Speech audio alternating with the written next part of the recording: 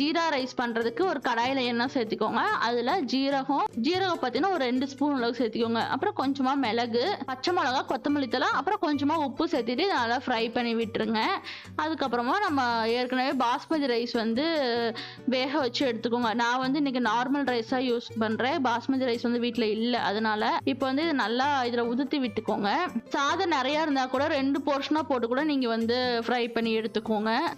தயிர் வந்து ரெடி பண்ணிடலாம் அப்படின்னு சொல்லிட்டு தான் அதுல கொஞ்சமா உப்பு, மிளகாத்தூள், ஜீரகத்தூள் இதெல்லாத்தையும் போட்டு மிக்ஸ் பண்ணிட்டு இருந்தேன். இதுல ஆக்சுவலா பூந்தி இருக்கும். நம்ம ஊர்ல கிடைக்கிற பூந்தி மாதிரி இல்லாம நார்த் இந்தியன் சைடு பாத்தீங்கன்னா இன்னொரு பூந்தி கிடைக்கும். தகி பூந்தினே ஒண்ணு பண்ணுவாங்க. அதுல போடுறதுக்கு யூஸ் பண்ற பூந்தி அது சூப்பரா இருக்கும். தயிர்ல போட்டு சாப்பிட்டா. பூந்தி இல்லாதனால வெறும் தயிர் மட்டும் நான் அப்படி ரெடி பண்ணிக்கிட்டேன். அதுக்கப்புறமா நான் மிக்ஸ்டு வெஜ் ரெடி பண்ணி வச்சிருந்தோம்ல, அதுல கொஞ்சமா கஸ்தூரி மேத்தி மட்டும் லாஸ்டா சேர்த்துக்கோங்க. அவ்வளவுதான், நம்மளோட லஞ்ச் வந்து ரெடி ஆயிடுச்சு. ஜீரா ரைஸ், தால் ஃப்ரை, மிக்ஸ்டு வெஜ், அதுக்கப்புறமா தயிர். நம்ம மறுபடியும் அடுத்த ஷார்ட்ஸ்ல பார்க்கலாம்.